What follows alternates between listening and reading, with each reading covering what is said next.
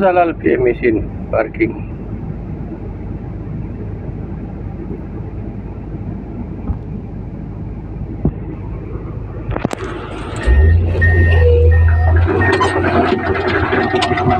Ini sudah siap bos.